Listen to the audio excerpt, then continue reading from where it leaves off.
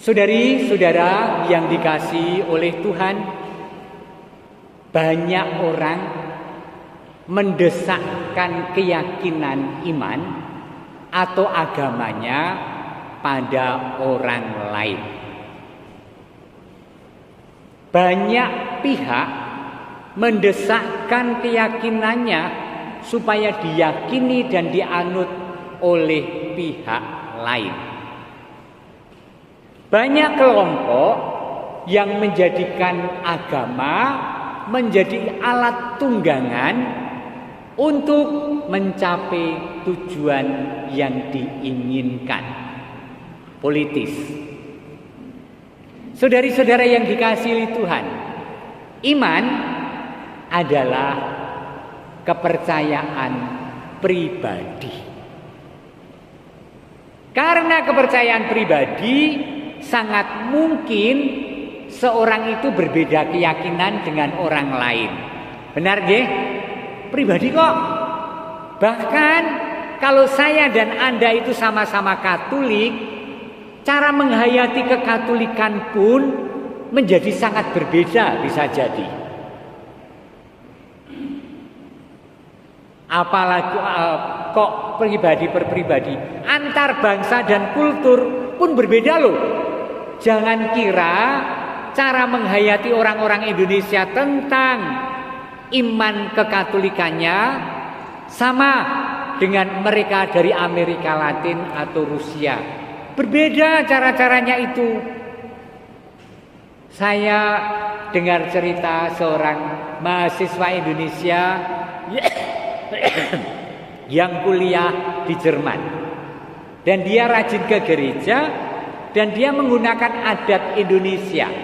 Misalnya, ketika konsekrasi, orang-orang Eropa itu kalau piala dan tubuh Kristus diangkat hanya diam. Tetapi mahasiswa Indonesia itu, dan itu dikagumi oleh romonya, dipanggil dan kemudian diikuti oleh yang lain. Kalau kita ada di Semarang, bahkan dibanding Wonogiri atau Solo, kalau Romo sedang dengan pengantaraan Kristus bersama dia dan dalam dia, bagimu Allah Bapa yang Maha Kuasa dalam persekutuan Roh Kudus, mereka menyembah. Kalau kita enggak, aku sudah mengamati, enggak. Nanti kita contoh ya, karena menyembah itu baik. Pas sudah doa syukur agung itu loh, dengan pengantaraan Kristus itu kan tubuh dan darah Kristus kan diangkat. Baik bahwa kita mengatupkan tangan dan menyembah. Jadi bahkan seiman pun berbeda dalam penafsiran. Nah, Anda bisa membayangkan kalau suatu agama yang sangat personal dan komunal itu diformalkan, dianggap menjadi agama bersama. Atau karena kami sebagian adalah beriman ini, maka kamu yang berbeda berarti musuh kami.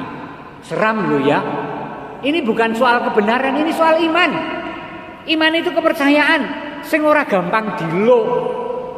Wong imane, wong kepercayaannya seperti itu kok dipaksa untuk menjadi yang lain. Ketika agama kemudian menjadi seolah-olah kesepakatan bersama seluruh negara, pasti kemudian ada diskriminasi pada orang-orang yang berbeda atau bahkan sedikit berbeda. Bisa dianggap sempalan, dan kemudian karena sempalan dan berbeda seolah-olah wajib untuk dimusnahkan. Serem loh ya. Serem. Gereja sih. Negara-negara modern Eropa menyadari ini, sehingga mereka pada abad-abad tertentu, sudah berabad-abad yang lalu, melepaskan agama sebagai bagian dari hidup bernegara, supaya tetap nilai-nilai yang dihidupi dalam hidup bernegara itu bukan per se atas agama tertentu, tetapi atas nilai-nilai kodrati kemanusiaan, sosial, dan ketuhanan yang Maha Esa, nilai-nilai universal bersama dan konsensus. Mereka memilih menjadi negara sekular. Anda seringkali keliru menafsirkan kata sekular dari kata sekulum yang berarti dunia. Tidak berarti sekular itu buruk, tetapi dunia yang mulia ini diangkat. Dunia yang mempunyai nilai-nilai luhur itu diangkat. Karena setiap pribadi dalam dunia memiliki itu dan dipanggil untuk itu, dan bukan oleh satu agama dan kemudian menjadi kesepakatan bersama. Ingat bahwa satu terhadap yang lain sungguh berbeda dan keyakinan itu personal. Amin.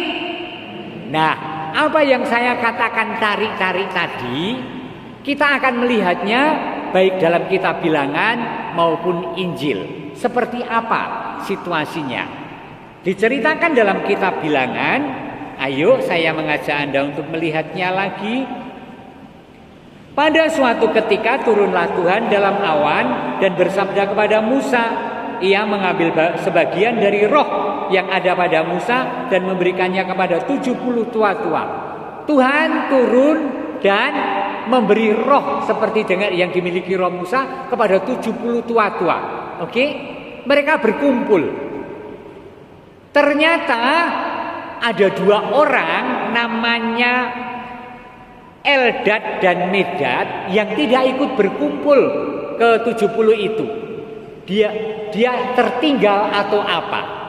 Tetapi dia seperti juga yang 70, seperti Nabi.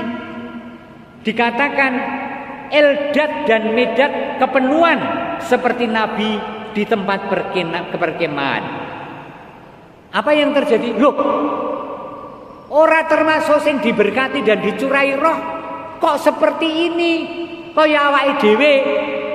Maka murid Musa yang paling dekat yaitu Yosua yang nanti akan menggantikan Musa matur, Tuanku Musa, cegahlah mereka. Tetapi Musa ini adalah orang yang bijaksana, yang tidak mengklaim dirinya sendiri sebagai yang punya keotoritas kebenaran. Jawabannya sangat mengherankan untuk waktu itu. Musa berkata kepadanya, apakah engkau iri hati demi aku?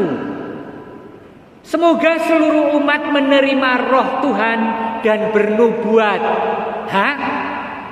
Kowe iki bela-belani aku nganti ngono kuwi, nganti wong sing becik, kerasuan roh yang baik harus kita usir.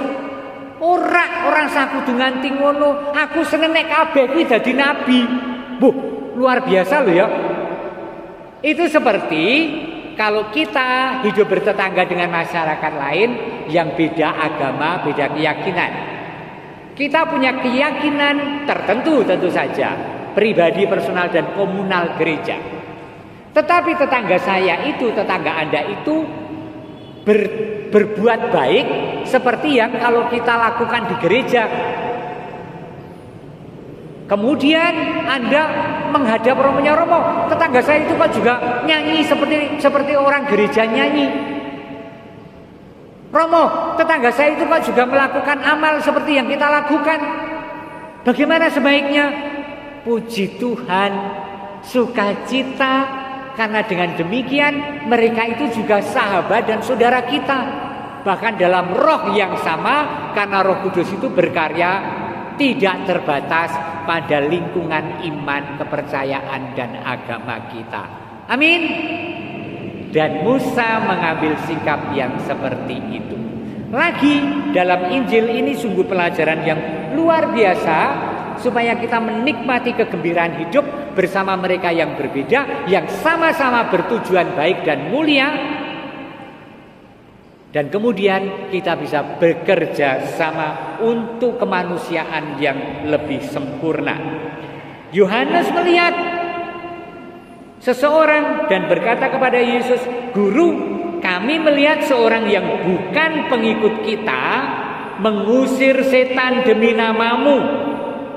Lalu kami cegah orang itu karena ia bukan pengikut kita. Kita sedang jalan-jalan di suatu pantai dan kemudian atau di suatu kerumunan dan kemudian ada orang kerasukan setan misalnya. Lalu ada orang mendekat, kita tahu bahwa dia bukan Kristen, bukan Katolik, tetapi mungkin dia pernah melihatnya seorang Katolik mengusir setan. Dulu aku ingat dia mengatakan, dalam nama Yesus pergilah dari orang ini, misalnya ya, ini misalnya contoh. Lalu dia menirukan dengan keyakinan, mendekati si kesurupan setan, dalam nama Yesus pergilah kamu dari orang ini. Dan kemudian orang itu sadar dan baik.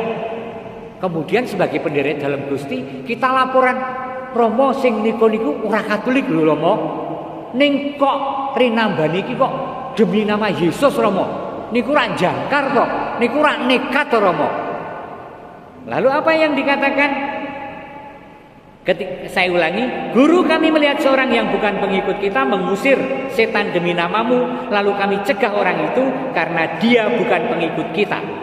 Tetapi kata Yesus, jangan kamu cegah dia, sebab tidak seorang pun yang telah mengadakan mukjizat demi namaku dapat seketika itu juga mengumpat aku.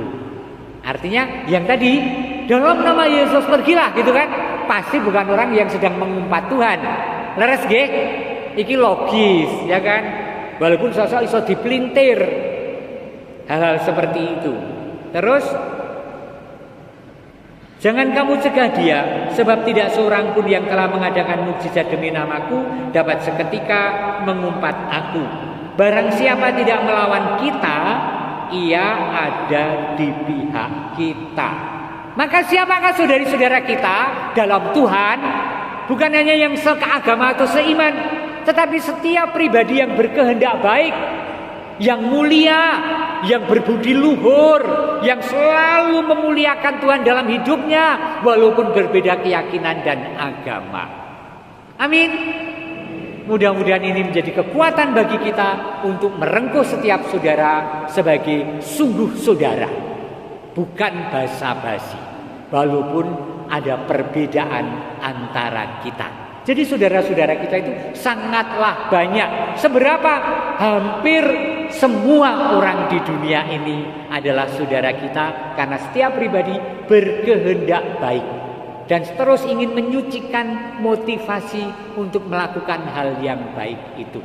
Kita rengkuh mereka supaya menjadi semakin baik sebagai saudara. Dan kita sendiri selalu merefleksikan diri untuk menjadi sahabat yang baik bagi siapapun. Amin.